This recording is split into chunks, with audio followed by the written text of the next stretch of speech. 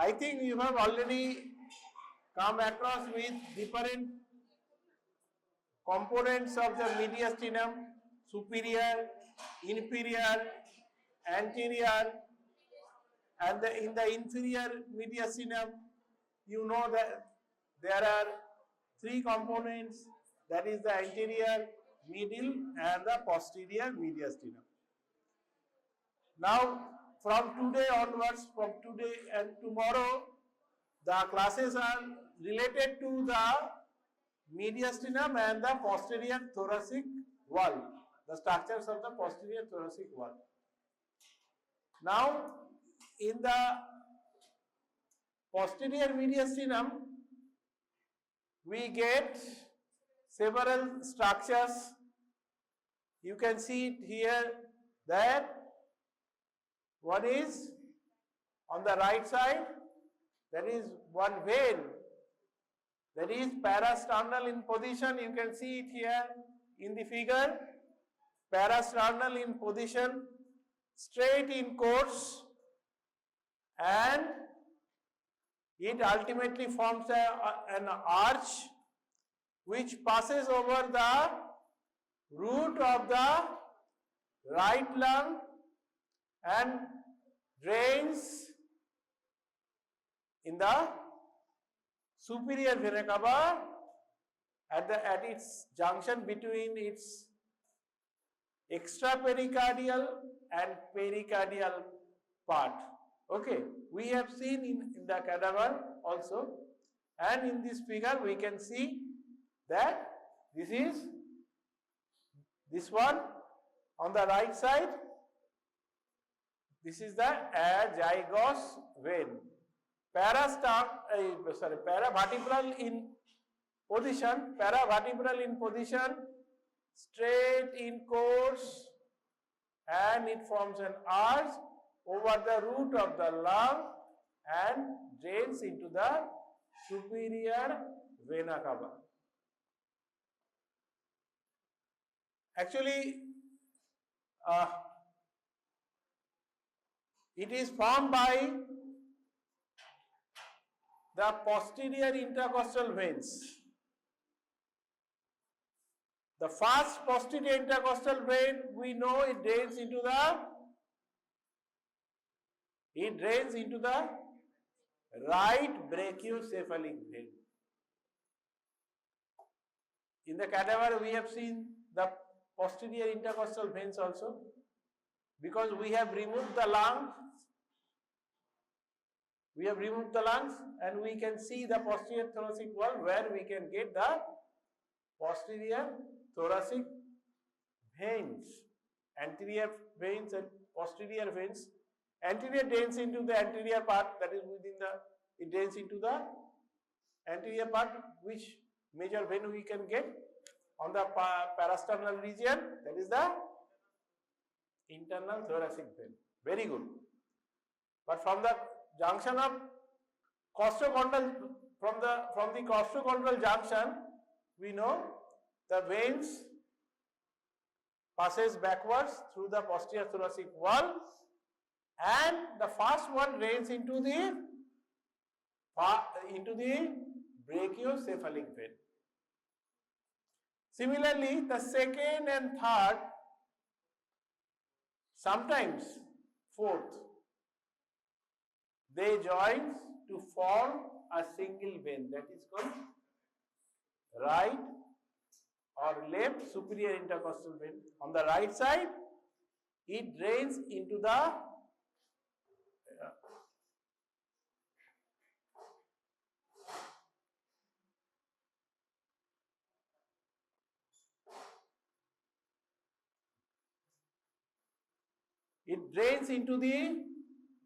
Azygos vein on the right side, and on the left side it drains into the left brachiocephalic vein.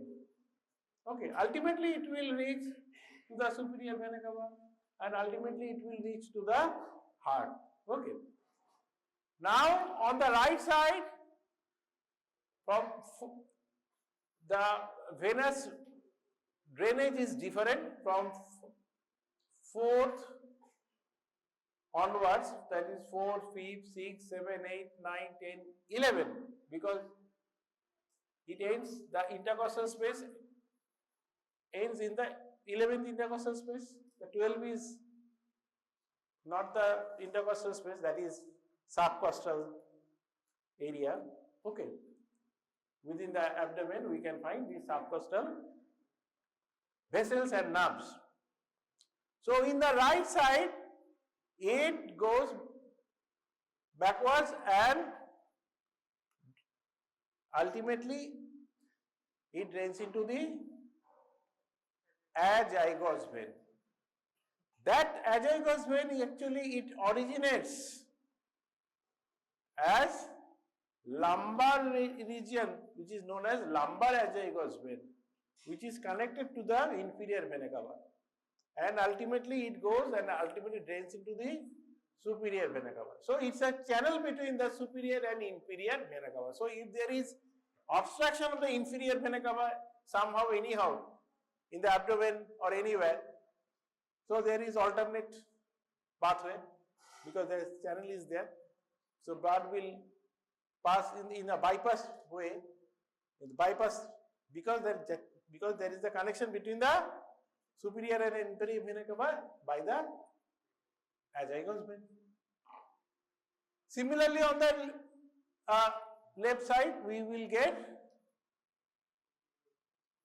hemiazygos vein and another accessory hemiazygos vein. Very good. The accessory hemiazygos vein is generally formed by fourth,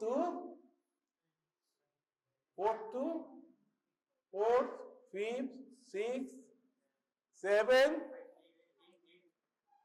and eighth. 4 to 8. Variation is always there. Might be 4 to 7. 4 to 7. Okay. And sometimes 4 to 8. And it will form the superior hemiazygos vein or accessory hemiazygos vein, and it will drain in front of the, it will pass in front of the 7th thoracic vertebra, and it will ultimately drain into the azygos vein. Similarly, the 8, 9, 10, 11 or 9, 10, 11, they will drain into, they will form the hemiazygos, half, and it will drain into the azygos vein. And we are lucky enough, in this cadaver I have dissected today, I have found an anomaly, and I have shown it to our HOD sir. Yes, we have ultimately confirmed that here the azygos vein originates from the left side and it crosses the midline and it takes the path on the right side, and ultimately it drains into the arch of the azygos vein. There is no superior or superior and inferior hemiazygos vein, or there is nothing. Then how it can happen? The posterior intercostal vein from the left side, they are ultimately draining into that single azygos vein. Okay, single. Here there is only single azygos vein. There is no superior and inferior hemiazygos vein. Okay. Then we can find another structure. We can see this structure. This is arch of aorta, which originates at the sternal angle. It forms an arch and it ends in the sternal angle. Then it is continued as descending thoracic aorta. So all the major number of posterior intercostal arteries, they arises from, there is a big channel The descending thoracic aorta. Okay, from the descending thoracic aorta, the posterior intercostal major, the posterior intercostal arteries arises, except first, second, sometimes the third. They originate from the superior intercostal artery on the right side and left side. Okay, that is a branch from the costocervical trunk. That is again a branch from the either first or second part of the subclavian artery. Okay. So subclavian artery has got, I have already given you the mnemonic, that is a vitamin C and D. Vertebral, vitamin means vertebral, VI, internal thoracic artery, T is thyrocervical trunk. That means it will supply the thyroid and it will go to the neck. Okay. Then C, costocervical, supply the intercostal space, that is superior intercostal. Okay. And C and D, dorsal scapular artery. So the rest of the arteries are coming from the descending thoracic aorta. And this descending thoracic aorta we will find in this cadaver nicely, and it pierces the partition between the thorax and abdomen. Which one is the partition between thorax and abdomen? The diaphragm. Because there are so many diaphragm in the body, like pelvic diaphragm. মারছো কেন ওকে? হ্যাঁ, ও একটু দুর্বল বলে ওকে মারছো? ও ও ভুল বলেছিল, ভুল বললে মারবো। তো the diaphragm, da means specially the very important one, that is the da diaphragm. Other diaphragms are pelvic diaphragm formed by the levator ani muscle. Okay, urogenital diaphragm. So there are many diaphragms, okay, in the body. So this aorta will pierce. This aorta will pierce the. It has to pierce the partition. Otherwise, it will not reach the abdomen, no? So it will pierce the diaphragm at the level of T12 vertebra. Okay, and it is continued as abdominal aorta. On the in between, and one structure we can find which was present in the superior mediastinum, which was placed on our posterior plane, in front of which we got this trachea, and it's a muscular tube we can get. It goes behind the trachea, and also it forms the posterior relation to the arch of aorta and also the trachea. Okay, and ultimately it passes through the posterior mediastinum. Posterior mediastinum is behind the pleural cavity, that is the fibrous pericardium. Okay, so what we are seeing, all the structures within the posterior mediastinum, and it passes and it crosses the descending thoracic aorta at the level of ninth, this is 12, 10, 9. It crosses the aorta, okay, from right to left,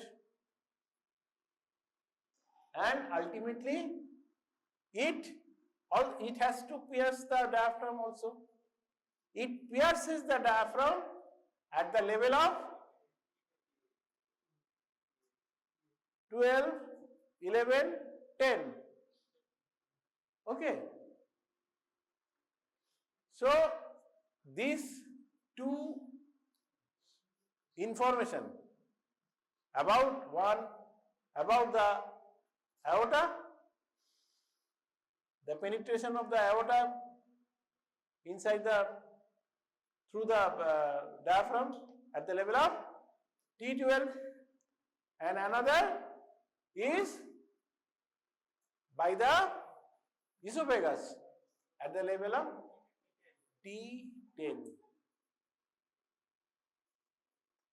Okay, and another relation is very important in this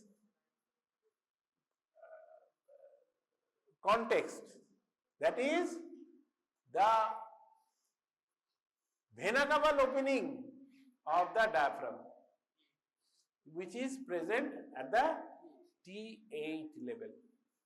So 8, 10, 12, these are three key points, and you have to remember it because questions come in PGE, postgraduate entrance examination. This level of opening, vena cava opening, aortic opening, and esophageal opening.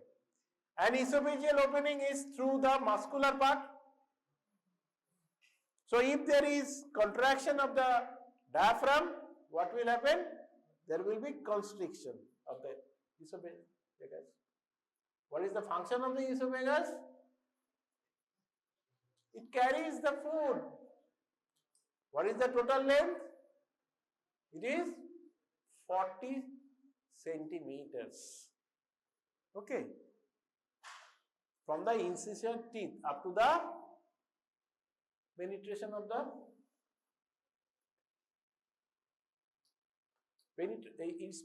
penetration within the diaphragm, and it is continued as abdominal part of the esophagus. The total length of the esophagus is 40 centimeters.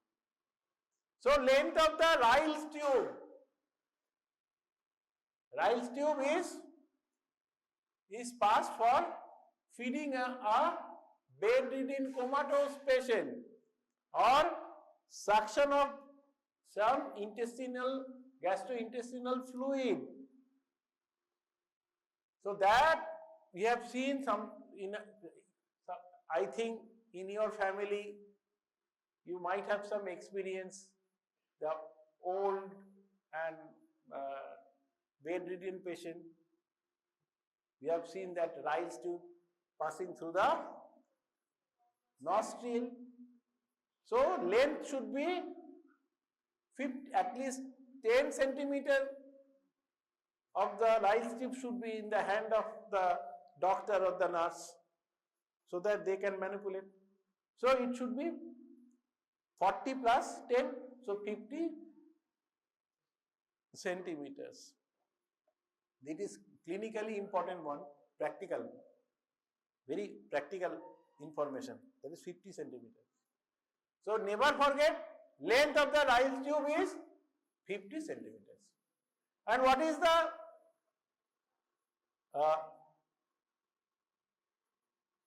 arterial supply of this esophagus? It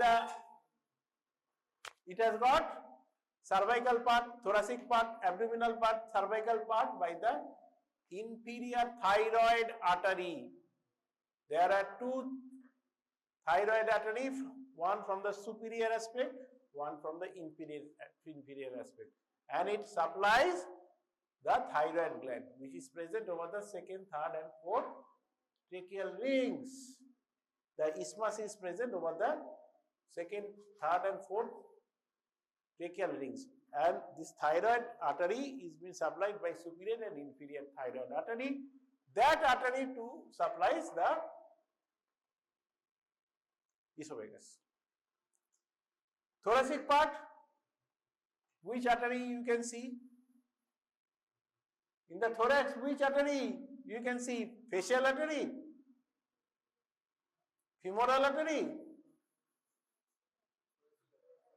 descending thoracic artery, it will give branches. And within the abdominal part is very short, that is 1.25 centimeter, half inch. When we will remove the stomach, you can see very small amount of, so very small length of esophagus is visible. That is 1.25 centimeter. That is being supplied by left gastric artery, which is the branch from the abdominal aorta. That, okay, actually it's not the branch from the direct from the abdominal aorta. There is celiac trunk, which gives left gastric branch, which supplies the abdominal part of the esophagus. Its nerve supply, is it in our will or our control? If we are swallowing, up to the swallowing, the process of swallowing, the deglutition, that is within our control. But after that, automatically it passes down. So autonomic nervous system will help to pass down the food bolus. So it is being supplied by either by the sympathetic and the parasympathetic. And sympathetic, we know, sympathetic chains, which we can see it goes down. Beaded appearance. I have dissected, you can see on either side. That is the, on the left side I have dissected properly the sympathetic chain. Okay. That is the sympathetic supply. And parasympathetic, Mundu, K fennec নাম বললো? Vegas, vagabond's nerve. The parasympathetic nerves passes through the cranial nerves, 3rd cranial nerve, 7th cranial nerve, 9th cranial nerve, and 10th cranial nerve, and through the sacral nerves, 2nd, 3rd, and 4th sacral nerves. They are called nervi erigentis. So craniosacral outflow is called the parasympathetic nervous system. It has got both the sympathetic and parasympathetic has preganglionic fiber. Here you can see the beaded appearance, those are the ganglia. Okay. So preganglionic fiber, postganglionic fiber. Preganglionic fiber, postganglionic fiber is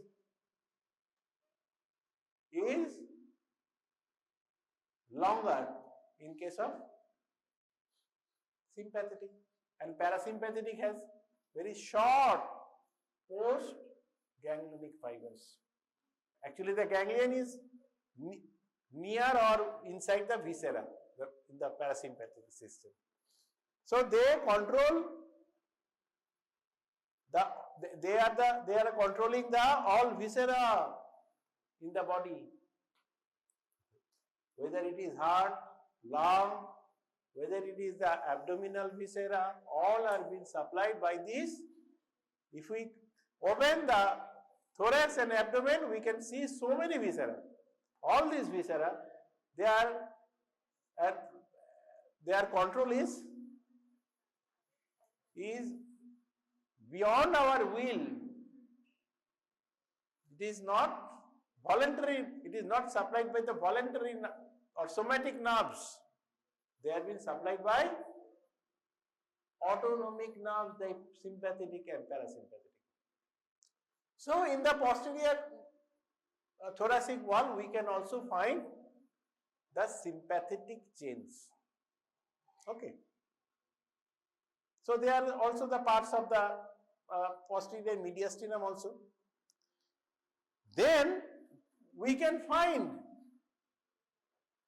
On the right side, this is the azygos vein. On the left side, this is the descending thoracic aorta.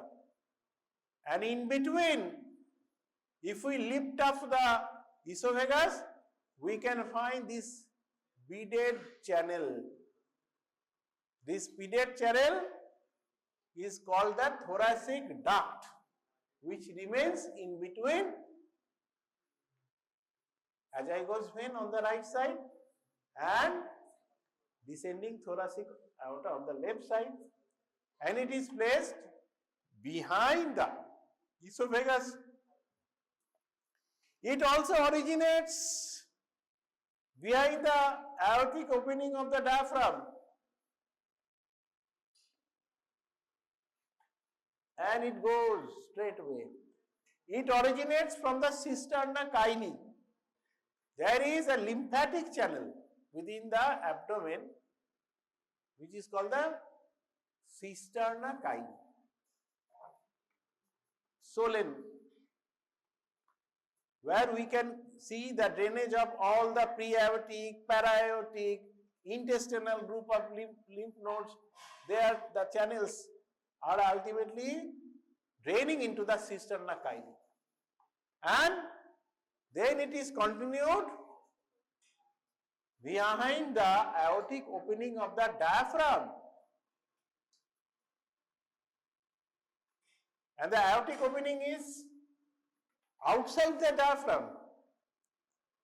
So, if there is contraction of the diaphragm, there is nothing will happen to the aorta or to the thoracic duct. So, thoracic duct will pass. It has got beaded appearance. Okay, lymphatic channels, you have got beaded appearance, and ultimately it goes up to the lower border of the T5 vertebra. Then it will turn towards the left side, and it will pass through the left edge of the esophagus. Okay, then it will form an arch at the level of C7 vertebra, and it will drain into at the junction of left subclavian and left internal jugular vein. So ultimately it will drain into the vein, and it will drain into, ultimately the content will reach to the right heart. And you should know this is the prime channel of lymphatic drainage.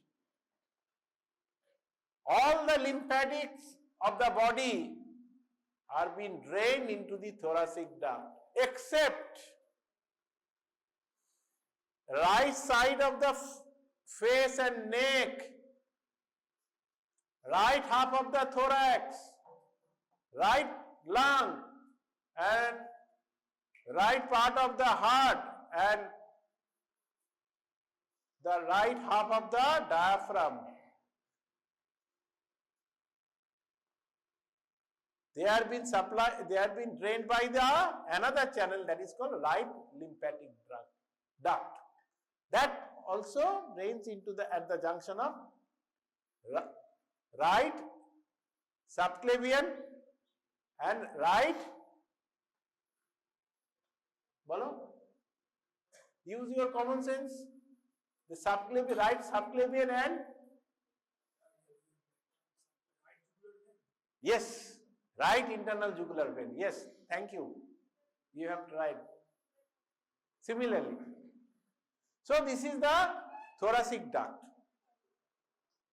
And another thing which is missing here, tongue, beaded in appearance, looks like a knotted thread, and it has connection with we can see this is the typical the spinal nerves, this is the posterior root ganglia, and this is the anterior This is the posterior horn, this is the anterior horn, and this is the ventral root anterior root, and this is the dorsal root. This is dorsal root is sensory and ventral root is for the motor nerves, and they form the trunk of the nerve, and this trunk of the nerve has connection with the sympathetic chain. The medial one is the gray rami, and the lateral connection is called the white rami. And in short, you can see the motor nerves. Actually, motor nerve is not shown here. Only the sympathetic efferent. There are two components. One is sympathetic afferent and sympathetic efferent. This sympathetic efferent, actually this is passing through the nerve trunk, then it passes through the white rami and it forms here it relays. Okay, this is the preganglionic fiber of the sympathetic nerve. Okay, and from the postganglionic fiber will start from here, it will pass through the white rami and it will pass through the spinal nerve and it will supply the viscera. Generally, it supplies the viscera, the postganglionic fiber, sympathetic fiber. You should have this the conception. There is two connection between. This is the sympathetic chain, and sympathetic chain has connection with the thoracic and lumbar nerves. Through this, we know there are two connections. What is the gray rami and white rami connection. Through the white rami, it enters, the preganglionic fiber enters, and postganglionic fiber exits through the white rami and it ultimately supplies the viscera. Sometimes, some fibers do not relay here, preganglionic fiber, it will pass to another ganglia, okay, which is called peripheral ganglia. From there, the postganglionic fiber starts. Some fibers never relay here. Either it moves up or it moves down along the sympathetic nerve. Okay. Similarly, the efferent,